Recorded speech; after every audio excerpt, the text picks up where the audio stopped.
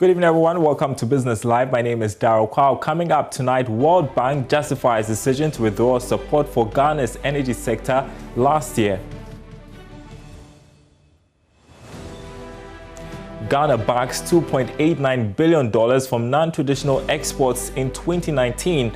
The Netherlands is the leading destination of non-traditional exports from Ghana. We'll have a report ahead.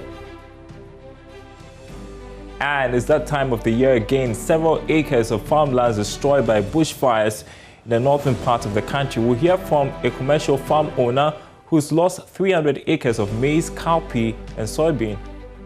Sometime later that last week, we had fires which devastated the whole farms.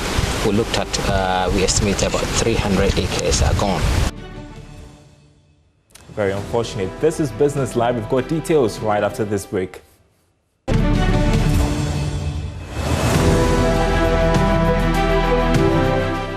Welcome back to the program. The World Bank has justified the decision to withdraw support for the energy sector in 2019 because of the cancellation of the PDS contract.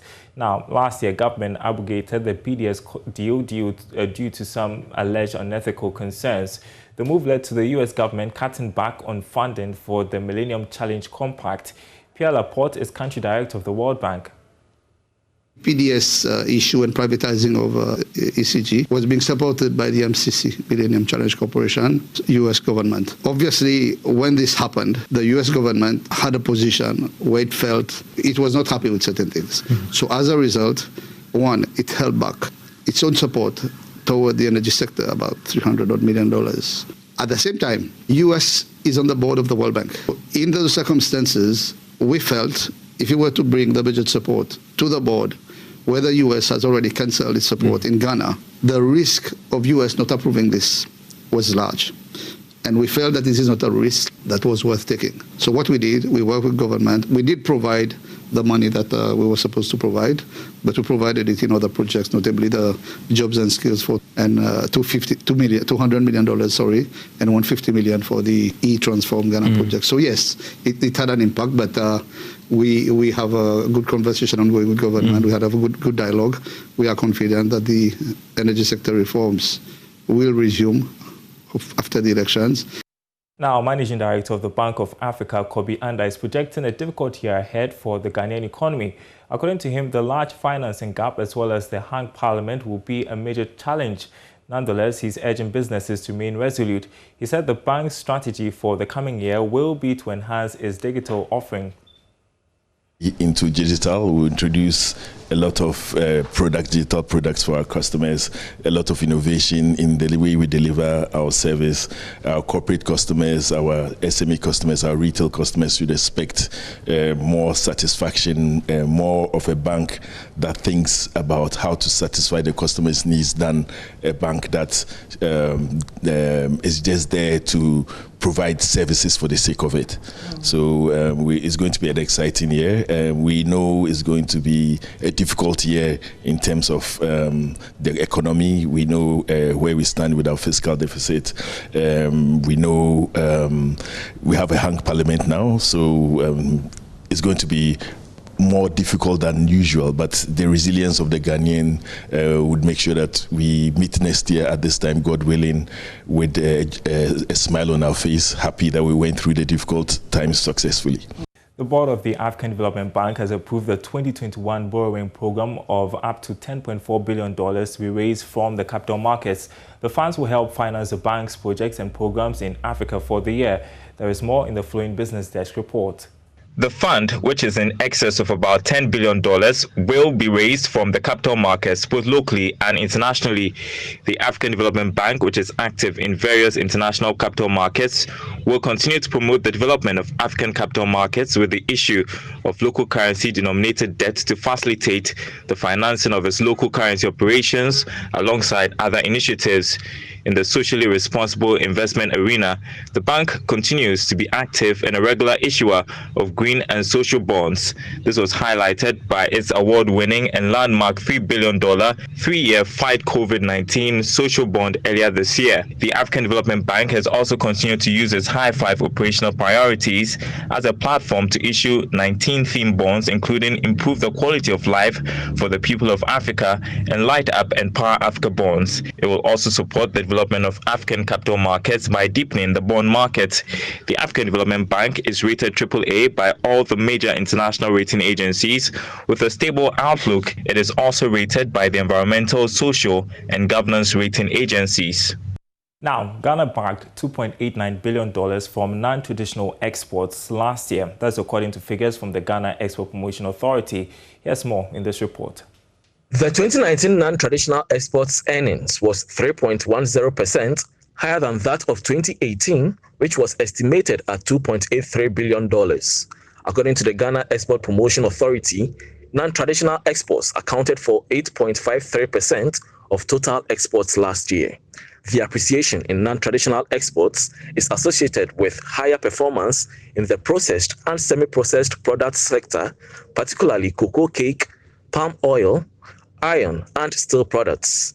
Manufacturing was the highest contributing sector, accounting for about 84.6% of the total non-traditional exports. The agricultural sector, however, dipped in performance, recording 14.84% of total exports.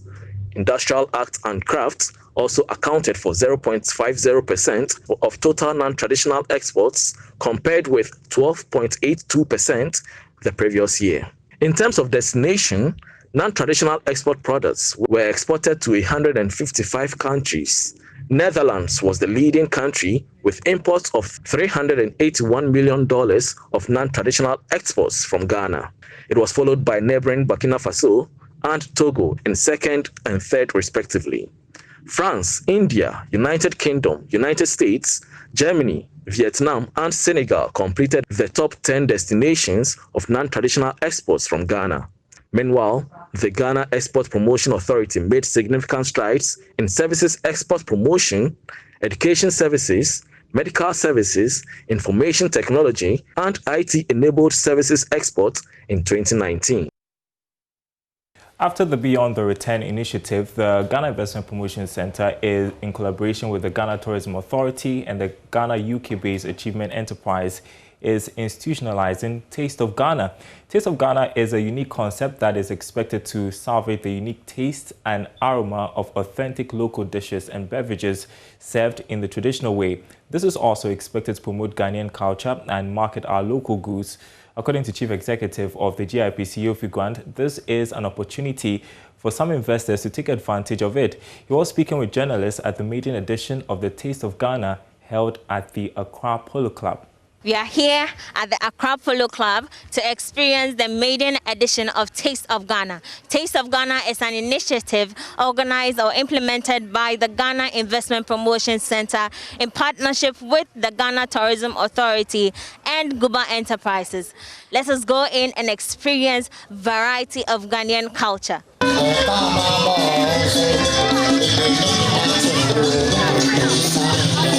As part of the organizers, Chief Executive of Ghana Investment Promotion Center, Yofi Grant, believes that Taste of Ghana provides an opportunity for some investors. He hinted of the initiative being institutionalized. As the country's foremost investment agency, ours is to promote Ghana, ours is to sell Ghana within and outside Ghana. So this is a humble attempt to let people also experience the 360-degree culture of Ghana. How do you think this is going to improve or impact in investment?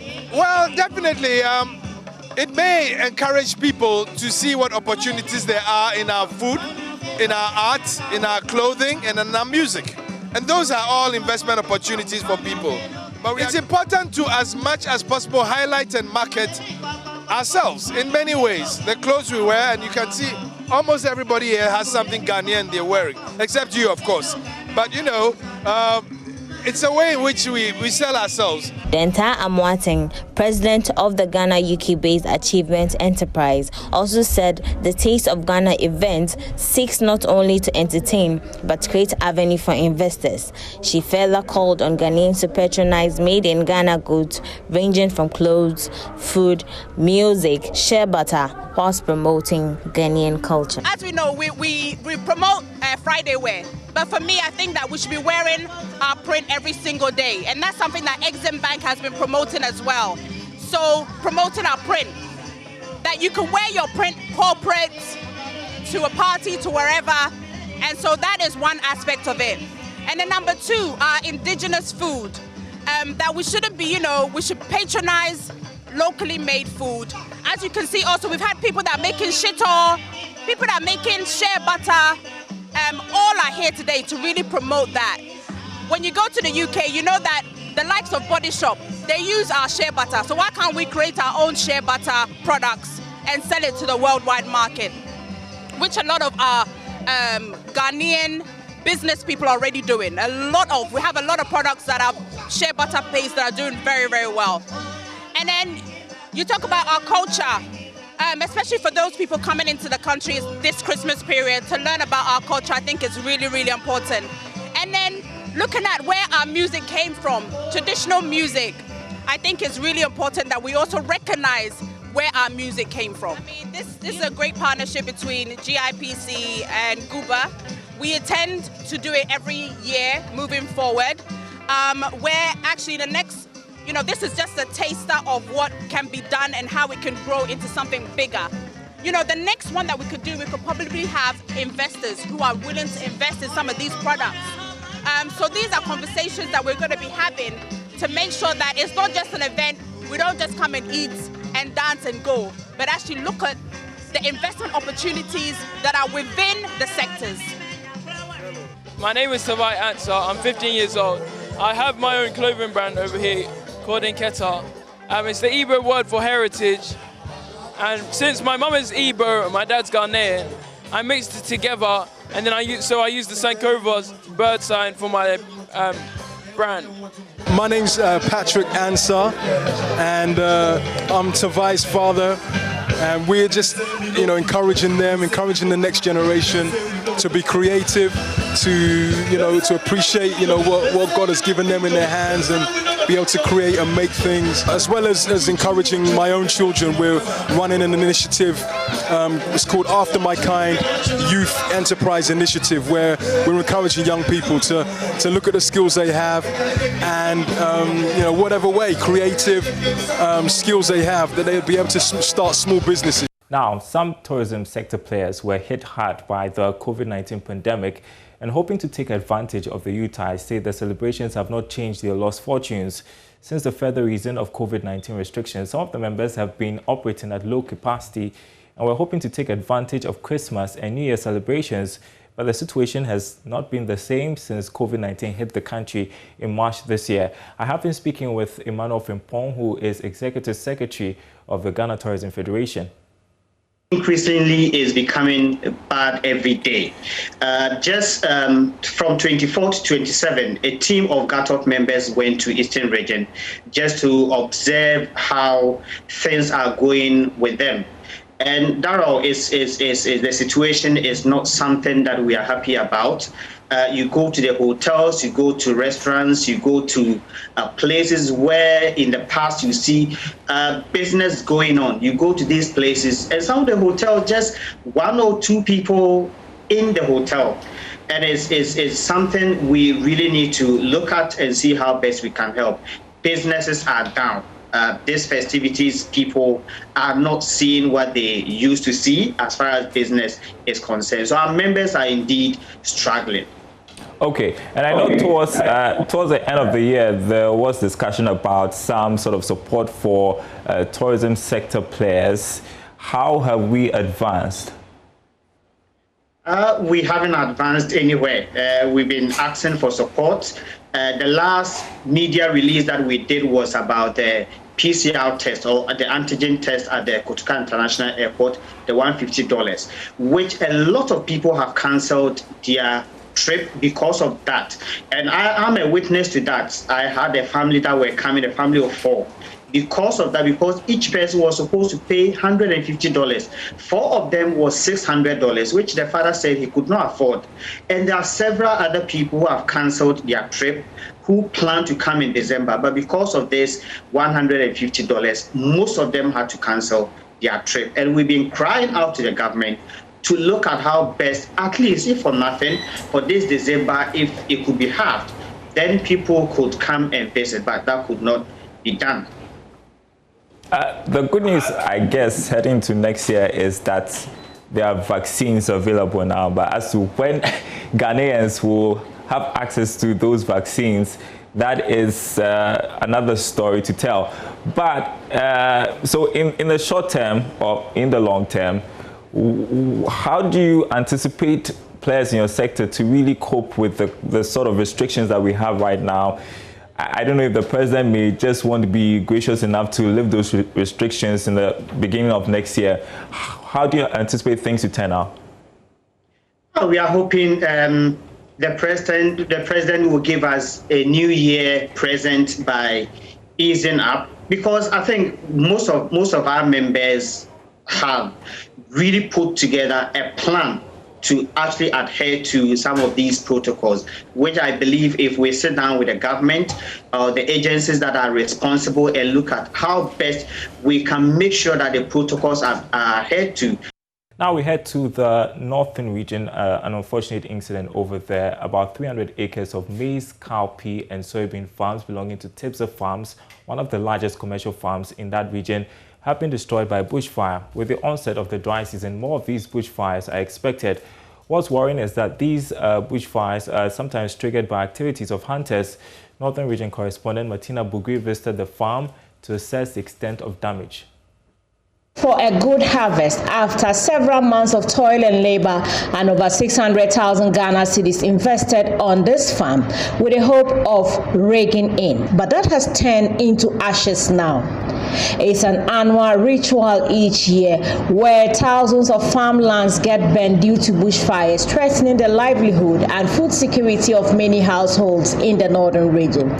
We are here at Tibza Farms, where several acres of crops were burnt last Saturday. We are here to meet Mr. Sentarum Hama, CEO of Tibza Farms. Now, we got hint that your farm got burnt. We decided to come to the farm and see how much or the extent of damage. Tell us how much you did and then how much is gone.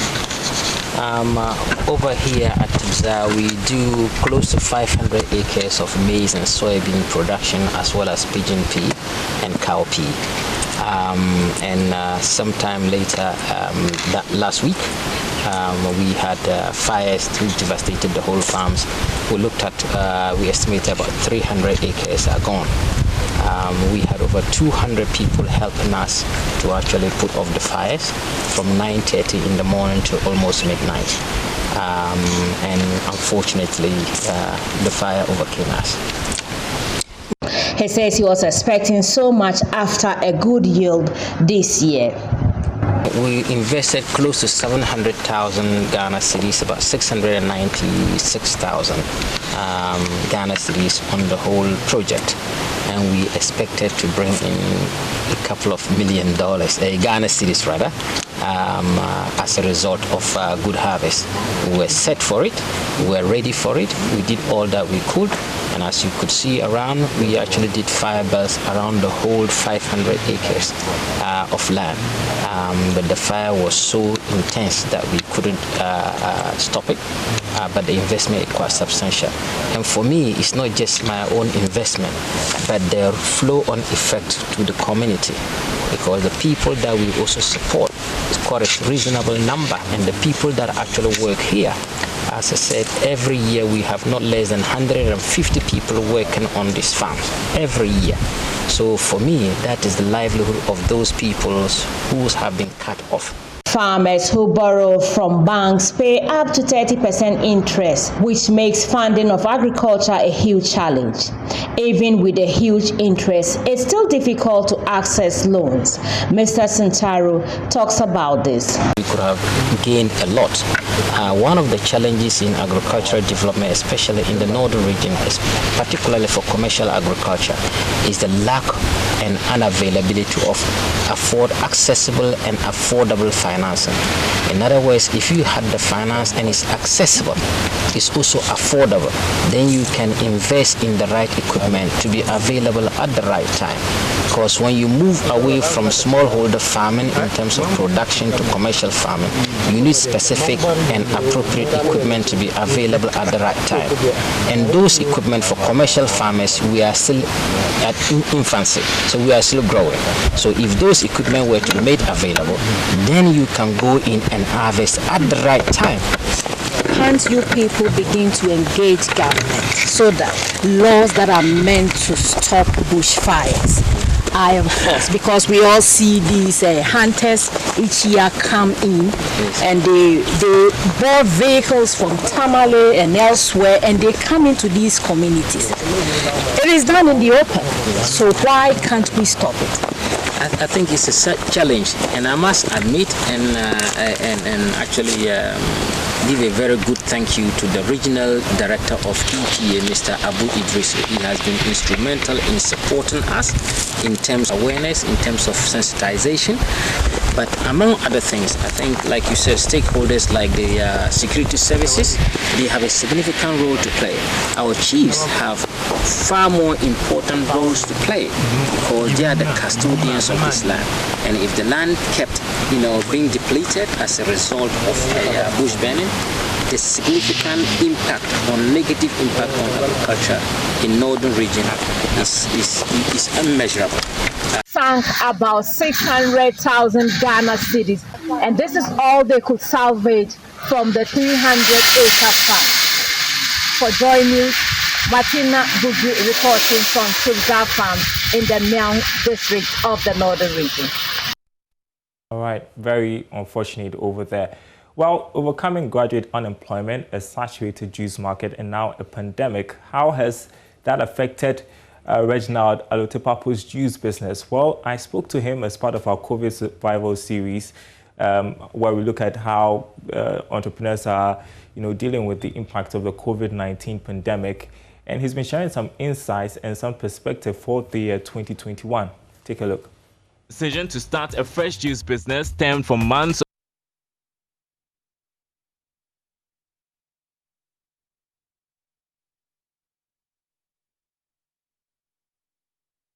Before the lockdown, we were doing okay, and then when the president announced it, we had to let our workers go home because we weren't too sure of what COVID was like, and the information in the beginning wasn't too much. So we let our workers go home, and then when the restrictions eased up and then we asked them to come back, most of them had found new jobs. So the biggest challenge we faced was looking for new workers and having to train them all over again to try and meet the standards that we're used to. But over the past few months, things have been great. We've gotten a lot of new clients, and my family and friends have all come together and helped me whilst I've been looking for new workers, and things have gone great. So we're looking forward to next year. Okay, final one. As we look forward to next year, what's the game plan for you, and what kind of advice will you give to colleague entrepreneurs?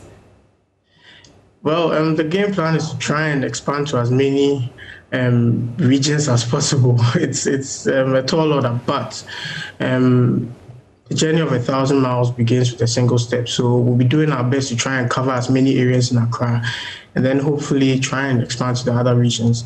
The advice I'll give to the other entrepreneurs, not only in the juice industry, is to keep going and stay strong. God has seen us through this year, and we're alive for a reason. So let's do our best next year, and then hopefully we will be able to meet our targets. Stay strong, do your best. Reginald Alotepapo's a purpose message to entrepreneurs as we enter into 2021. That's it for Business Live tonight. Thanks for watching. My name is Darryl Kwao. We leave you with our quick take for tonight.